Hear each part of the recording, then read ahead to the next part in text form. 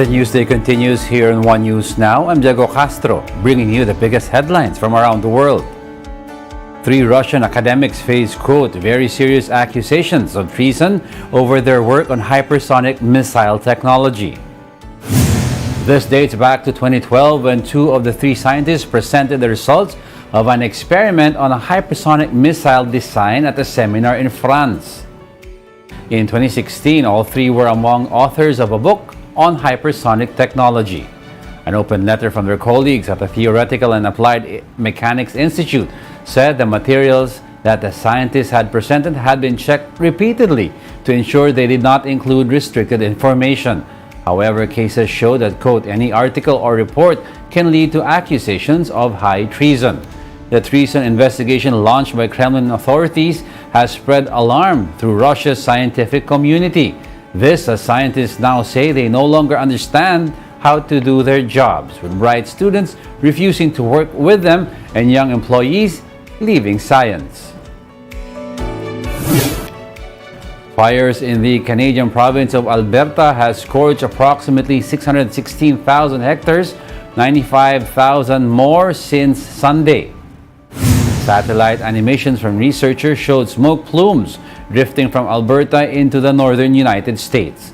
Satellite animations from the Cooperative Institute for Research in the Atmosphere at Colorado State and the National Oceanic and Atmospheric Administration showed smoke plumes drifting from Alberta into the northern United States. Christy Tucker, Information Unit Manager for Alberta Wildfire, says there are 86 wildfires in the forest protection area of Alberta, and 24 of those are out of control. I can confirm that we have a combined total of 2,500 folks working on fire here in Alberta, and that includes Alberta wildfire staff and the additional resources that we've brought in from other agencies as well. We do have requests in for more. Colin Blair, Executive Director for Alberta's Emergency Management Agency, says no casualties or injuries have been reported to the Provincial Emergency Coordination Center. However, Blair said local authorities could be tracking injuries sustained in each site. During the briefing, officials warned of the presence of smoke curtailing visibility, but noted that the smoke offered some help to create cooler conditions in some areas. The provincial government says it plans to help local authorities with compensation for volunteer firefighters. At this time, there have been no injuries reported to the Provincial Emergency Coordination Center. That doesn't mean that local authorities aren't having injuries on site and tracking them.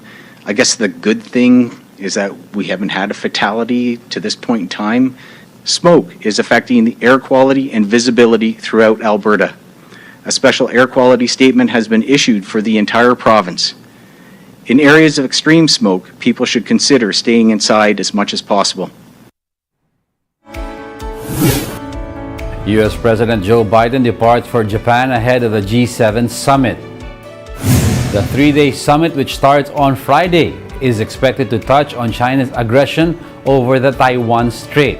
World leaders are also likely to discuss support and amid recent shocks, including debt and climate change. The White House said Biden may skip a visit to Australia after the summit due to the debate over the U.S. debt ceiling. The U.S. Treasury Department warned that the U.S. could go into a default by June if Congress does not lift the debt ceiling. President Biden will be heading to Hiroshima, Japan to participate in the G7. Since the President took office, revitalizing our alliances and partnerships and reestablishing America's leadership around the world has been one of his top priorities. We'll be back with more stories after the break. Keep it here on One News.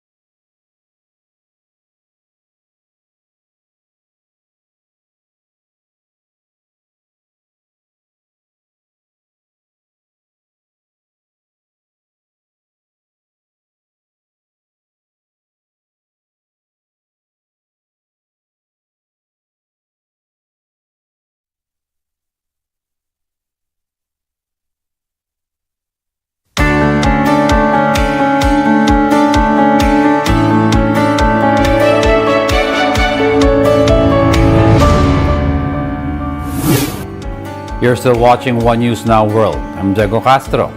At least 9 people have died due to floods and landslides in Italy's northern Emilia-Romagna region. A government official said some areas had received half their average annual rainfall in just 36 hours. That caused rivers to burst their banks, sending water cascading through towns and submerging farmlands. Around 120 landslide incidents have been reported, while at least one major bridge has collapsed. Sunday's Formula One Grand Prix in Imola has been called off to prevent fans from converging on the inundated region. Prince Harry and his wife Meghan were pursued in their car by paparazzi following a charity event in New York. The couple's office described the incident as potentially dangerous and stirred memories of the 1997 car crash that killed Harry's mother, Princess Diana. The couple was eventually able to switch to a taxi cab with the help of authorities. New York City police confirmed the incident involving photographers, but said no injuries, collisions, or arrests took place. The mayor of New York described it as, quote, reckless and irresponsible for anyone to be chasing people in the densely populated city. Harry and Meghan's office also said the chase resulted in multiple near collisions involving other drivers on the road. The cab driver, meanwhile, gave his account of the incident, saying he wouldn't go as far as to call the incident a chase. And as we went a block, we got blocked by a garbage truck, and all of a sudden paparazzis came and started taking pictures. Did it feel like the paparazzi were being aggressive? No. They were behind us. I mean, they stayed on top of us. That was pretty much it. There was nothing more, you know. They kept their distance. It's just like journalists, just like everybody else trying to get pictures, make a quick buck. In other news, animal rights activists and pet owners continue to call for justice over the death of 2 dogs in London. The dogs Marshall and Millions were shot dead by Metropolitan Police last week for allegedly mauling a woman and showing aggression to the police officers. The 2 Staffordshire Bull Terriers belong to a homeless man, Louis Turnbull, who was arrested and is now being charged for failing to keep his pets under control. Some witnesses are saying, though, that the woman just got caught in the dog's leash and was not seriously injured. Several petitions calling for justice for Marshall and Millions have been posted, while protests and vigils are being held across the UK. And those are the top world headlines of the hour. Join us again at 9 a.m. as we continue to monitor the day's biggest stories. Coming right up is Agenda at 8 a.m. I'm Diego Castro.